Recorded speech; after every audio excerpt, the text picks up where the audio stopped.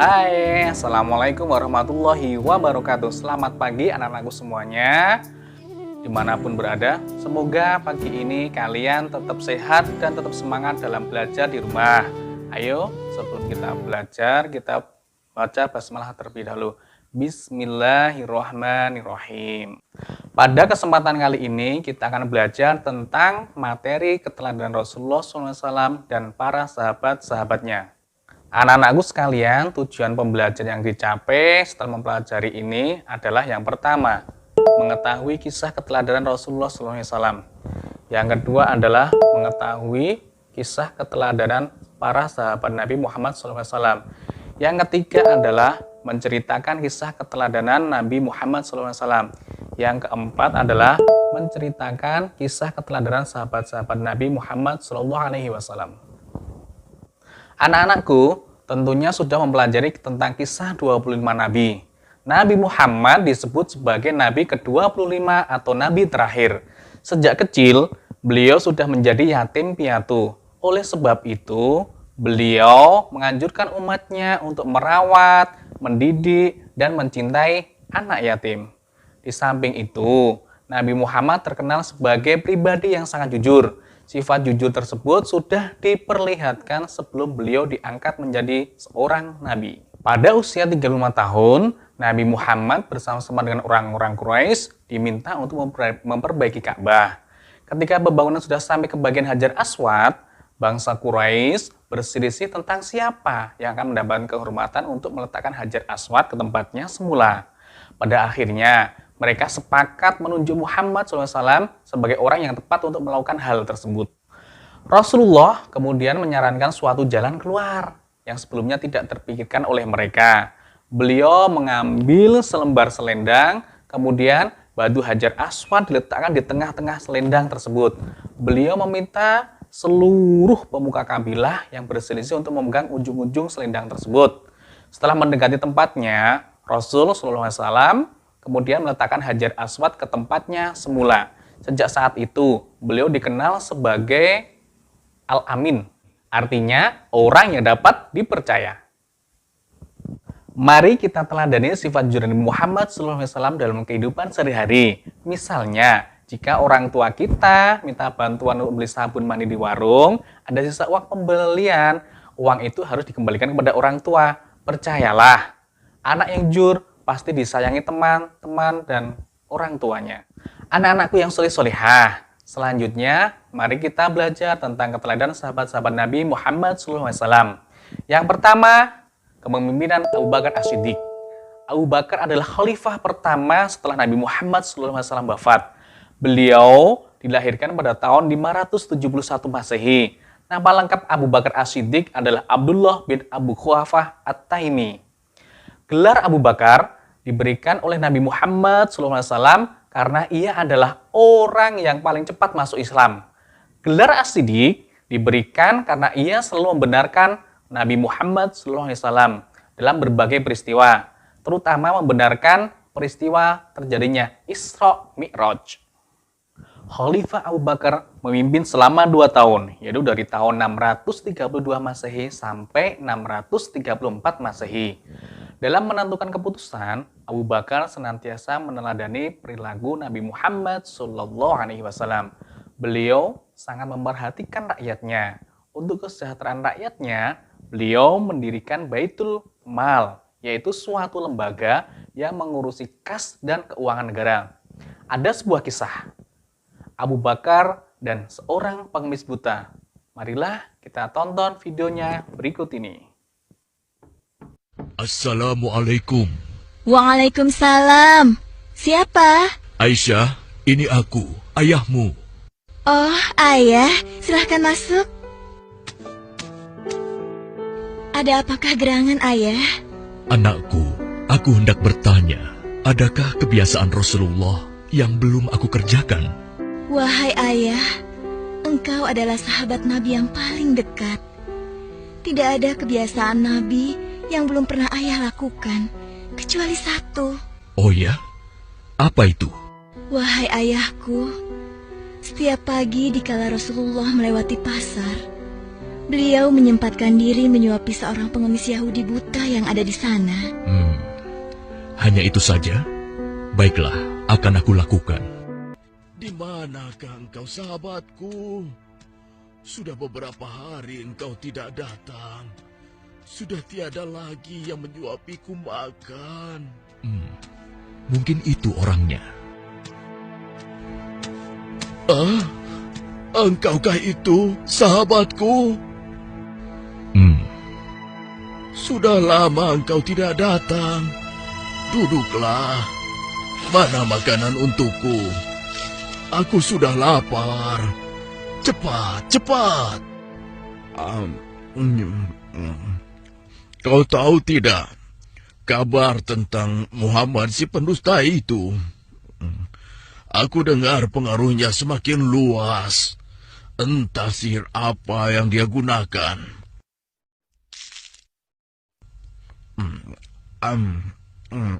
Bisa-bisanya ia mengaku rasul. Memangnya siapa dia? Hei, mana makanannya? Jangan diam saja.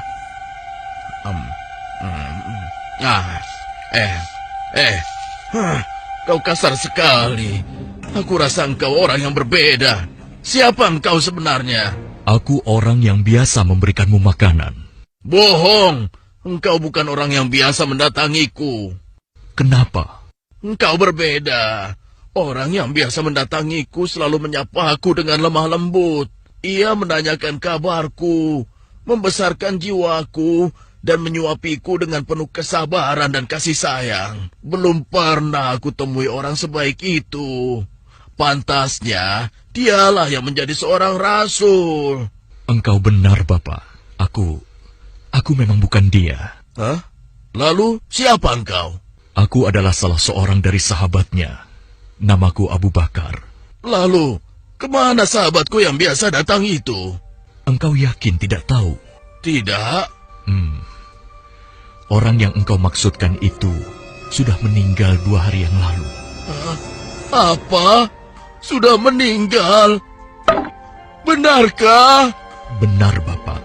Aku bahkan turut menguburkannya. Oh, mengapa orang sebaik itu meninggal? Padahal aku belum sempat membalas kebaikannya. Dia orang yang terbaik yang pernah aku temui di muka bumi ini. Bahkan melebihi saudara-saudaraku sendiri. Namanya pun aku tidak tahu. Bapak, maukah aku beritahu siapa orang itu sebenarnya? Siapa dia? Dialah Muhammad Rasulullah Sallallahu Alaihi Wasallam. Dia adalah Muhammad. Benarkah apa yang kau katakan?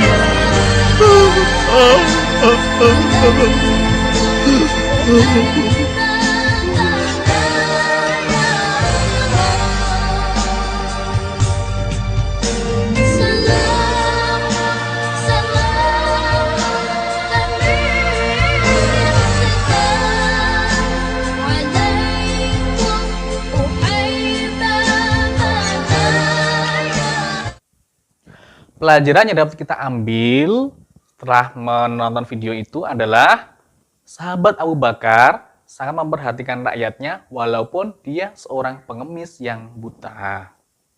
Yang kedua adalah kepemimpinan Umar bin Khattab. Umar bin Khattab adalah khalifah kedua setelah Abu Bakar As-Siddiq. Umar bin Khattab mempunyai nama lengkap Umar bin Khattab bin Abdul Uzza. Umar bin Khattab menjadi khalifah sejak tahun 634 Masehi sampai dengan 644 Masehi. Beliau seorang pemberani, jujur, adil, tegas, bijaksana, dan bertanggung jawab terhadap rakyatnya. Beliau juga seorang pemimpin yang hidup sederhana dan suka bermusyawarah. Ada sebuah kisah tentang Khalifah Umar bin Khattab dalam menghadapi wabah penyakit. Marilah kita lihat videonya berikut ini. Pada suatu hari, Khalifah Umar bin Khattab pergi ke negeri Syam. Saat beliau sampai di sebuah tempat bernama Sargo, beberapa panglima pasukan seperti Abu Ubaidah bin Jarrah dan sahabat lainnya datang menemuinya. Mereka cepat-cepat memberitahu bahwa wabah penyakit taun atau lepra sedang menjangkiti negeri Syam. Khalifah Umar segera mengumpulkan kaum muslimin untuk diajak berdiskusi. Sebagian kaum muhajirin mengusulkan, "Khalifah Umar, engkau kan telah bepergian untuk suatu urusan. Karena itu, teruskan saja perjalananmu." Yang lain mengusulkan, "Jangan hadapkan dirimu dan sahabat lain pada wabah penyakit berbahaya itu, wahai Khalifah Umar." Akhirnya, Khalifah Umar mengeluarkan perintah kepada kaum muslimin. "Kita lanjutkan perjalanan esok pagi saja." Abu Ubaidah bin Jarrah berkata, "Wahai Khalifah Umar, apakah kita lari dari takdir Allah?" Khalifah Umar menjawab, "Ya, kita lari dari takdir Allah untuk menjemput takdir Allah yang lain. Jika memberhentikan unta di suatu lembah yang satu subur dan lembah lain kering, bukankah menggembalakan untamu di tanah subur itu karena takdir Allah? Atau menggembalakan untamu di tanah kering itu juga karena takdir Allah?" Tengah asik berdiskusi, tiba-tiba sahabat Abdurrahman bin Auf datang. Ia berkata, "Aku pernah mendengar Nabi Muhammad SAW bersabda, 'Jika kalian mendengar berita tentang wabah taun sedang menjangkiti sebuah negeri, janganlah mendatangi negeri itu. Dan jika wabah itu berada di sebuah negeri, janganlah keluar dari negeri itu untuk melarikan diri darinya.'" Mendengar itu, Khalifah Umar memuji Allah. Sahabat, Islam sudah terlebih dahulu mengajarkan kepada kita untuk hidup sehat dan menjauhi penyakit menular. Apabila berada di daerah yang terkena wabah, maka seseorang dilarang keluar.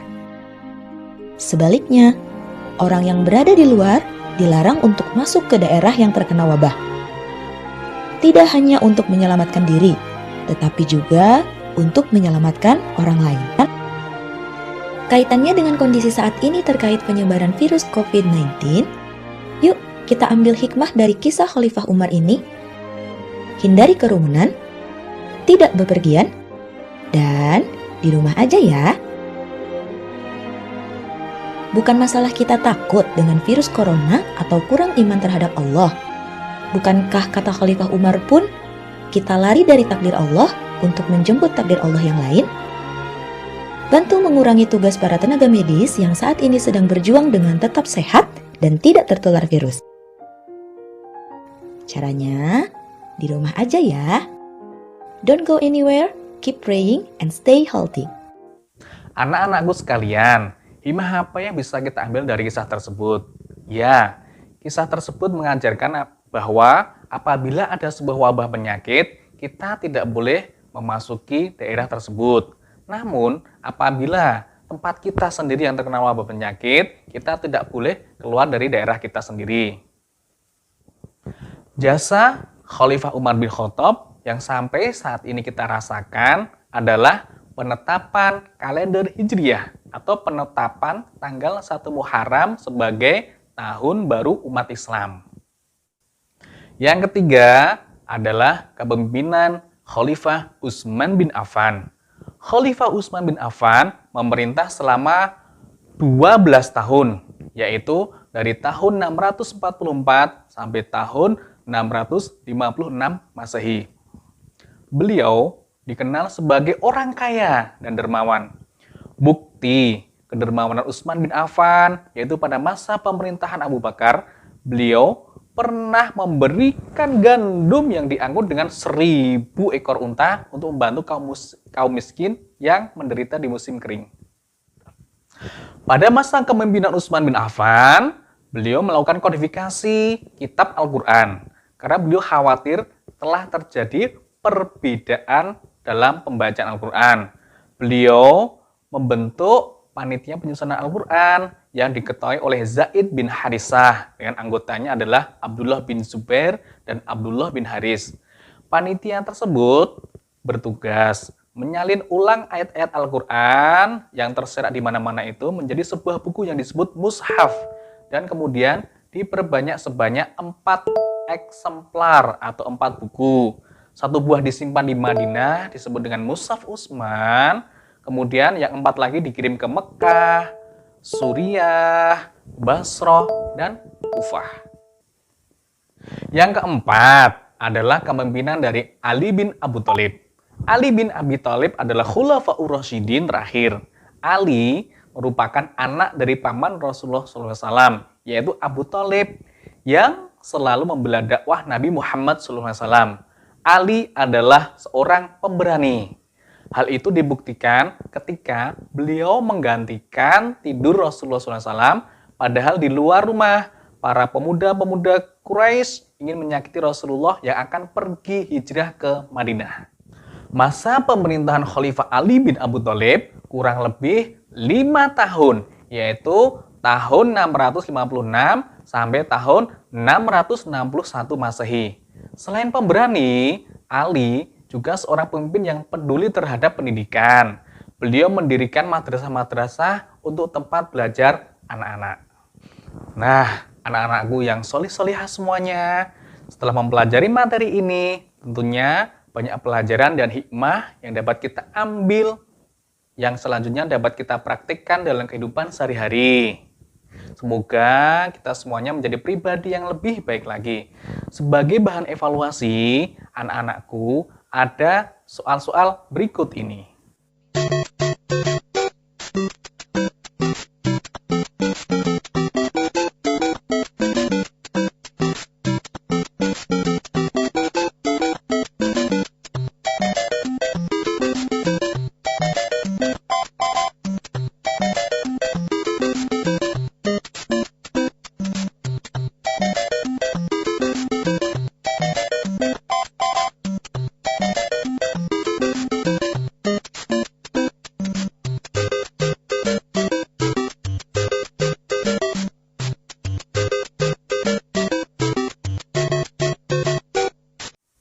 Pengumpulan tugasnya dapat dikumpulkan melalui WA Group maupun email, atau bisa juga sesuai dengan petunjuk Bapak Ibu Guru ya. Demikianlah anak-anakku untuk video pembelajaran kali ini. Saya harap anak-anakku tetap semangat belajar dan jangan lupa jaga kesehatan. Patuhi protokol kesehatan pencegahan COVID-19, selalu berbakti kepada orang tua, dan rajin beribadah agar kita selamat di dunia dan di akhirat.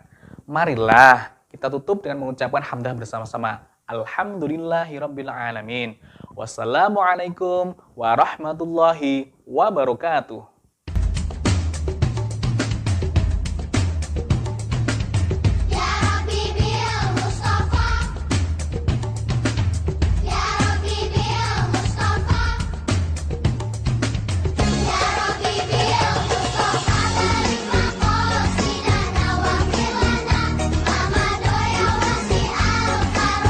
Demi cintamu ya Allah pada Muhammad Nabimu, ampunilah dosaku, wujudkan harapanku.